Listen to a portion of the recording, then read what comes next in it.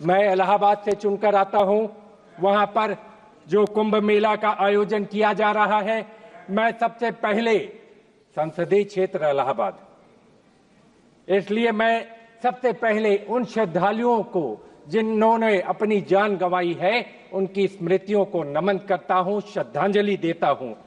और मैं एक चीज कहना चाहता हूं, जो लोग कुंभ मेला, अर्ध कुंभ और कुंभ को नहीं जानते, कि कुंभ की असली आस्था जो गांव में है, भक्ति के रंग में रंगल गांव देखा, धर्म में कर्म में सनल गांव देखा, अगल में बगल में सगल गांव देखा, अमावस्या नहाए चलल गांव देखा। मौनी अमावस्या का नहान कैलाश गौतम जी ने अपनी कविता के माध्यम से चरितार्थ किया है। लोग मौनी अमावस्या में लाखों करोड़ों लोग आए और उत्तर प्रदेश की सरकार ने कहा था कि 10 करोड़ लोग नहान के लिए आएंगे। अगर कोई सामान्य आदमी भी अपने घर में व्यवस्था करता है, किसी को न्योता देता है, बुलाता है, तो उसके खाने पीने रहने खाने की व्यवस्था करता है। लेकिन उत्तर प्रदेश की सरकार ने उन श्रद्धालुओं को, जो आम श्रद्धालु आए थे, उनकी व्यवस्था नहीं की। उनके साथ कहीं न कहीं वो 30-30 किलोमीटर पैदल चलकर गए गंगा के स्नान के लिए। जिस आस्था के साथ गए, मैं कहना चाहता हूं, उनके न शौचालय की व्यवस्था थी, न पानी पीने की व्यवस्था थी, न उनके रहने की व्यवस्था थी, और न खाने पीने की व्यवस्था थी। इसलिए मैं कहना चाहता हूं कि आप कभी जाकर देखें। मैं सभी लोगों से कहना चाहूंगा कि कभी कुंभ मेले में जाकर देखिए तो वहां का माहौल कैसा है। उल्लास का, उमंग का माहौल था। जब 29 तारीख को लोग, 28 तारीख को लोग, 27 तारीख को लोग पैदल चलते हुए जा रहे थे, उल्लास उमंग का माहौल था। और जो हमारे तंबू और कनात लगाए गए, तंबू कनात नहीं थे। कविता के माध्यम से कहना चाहता हूं, अजर हो गया है, अमर हो गया है, शहर तंबुओं का शहर हो गया है। महाकुंभ की आस्थाओं में डूबा ये लाखों करोड़ों का घर हो गया है। इस तरीके हमारा महाकुंभ का नगर बसा। उस नगर में सरकार ने जिस तरीके की व्यवस्था की, उसमें कहीं क्राउड मैनेजमेंट नहीं था। कहने को कहा गया 144 साल बाद संजोग बना जब अमृत पान करने के लिए लोगों को आपने बुलाया। आज तक बुलाया नहीं जाता था, पहली बार उत्तर प्रदेश की सरकार ने बुलाया, और बुलाने के बाद व्यवस्था राम भरोसे छोड़ दी और 3 जगह भगदड़ हुई। मैं कहना चाहता हूं, आज तक उत्तर प्रदेश की सरकार ये बतलाने को तैयार नहीं कितनी भगदड़ कितनी जगह पर हुई, कितने लोग मारे गए। आज तक उन लोगों का नाम हम लोगों को बताया नहीं जा रहा। कितने लोग बिछुड़ गए अपने लोगों से, उनका नाम बताया नहीं जा रहा। कितनी गाड़ियां लावारिस खड़ी हैं। मैं कहना चाहता हूं, इसका मुख्य कारण क्या था? इस घटना का मुख्य कारण पॉन्टून के 30 ब्रिज बने हुए थे।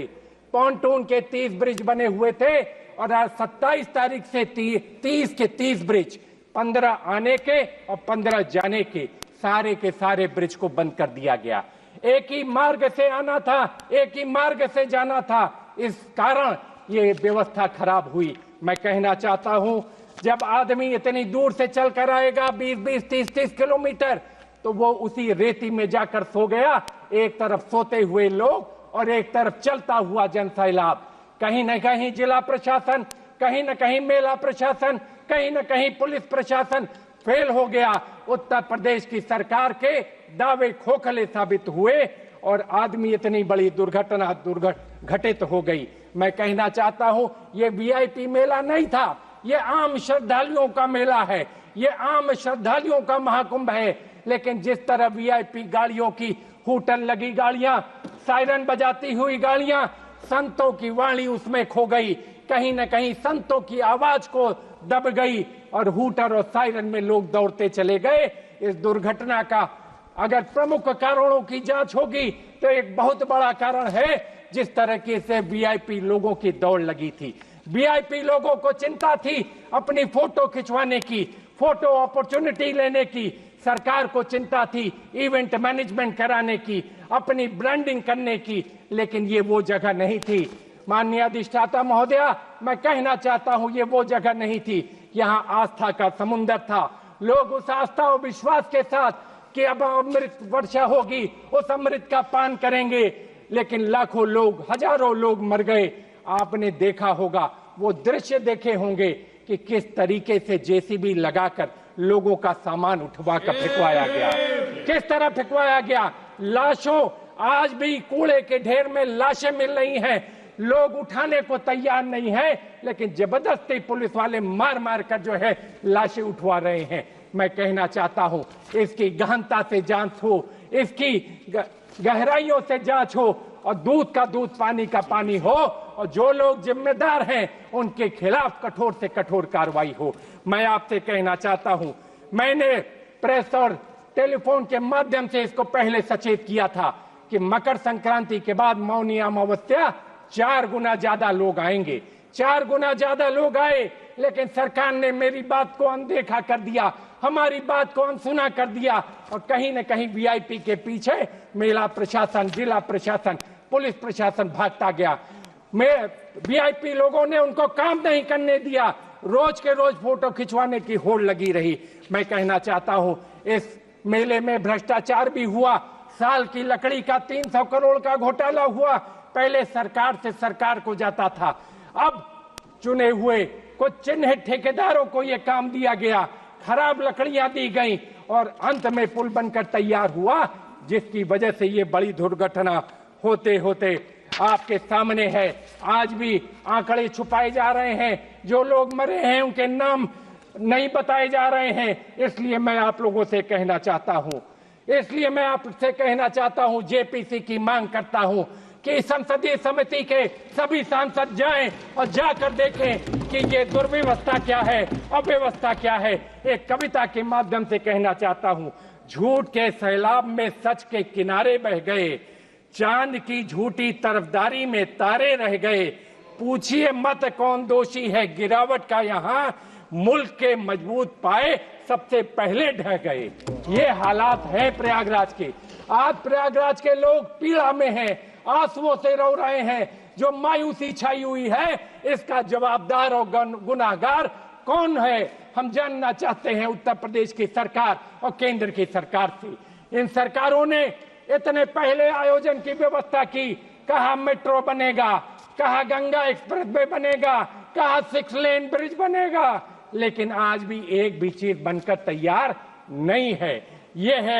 ये है केंद्र सरकार की, उत्तर प्रदेश सरकार की विफलता।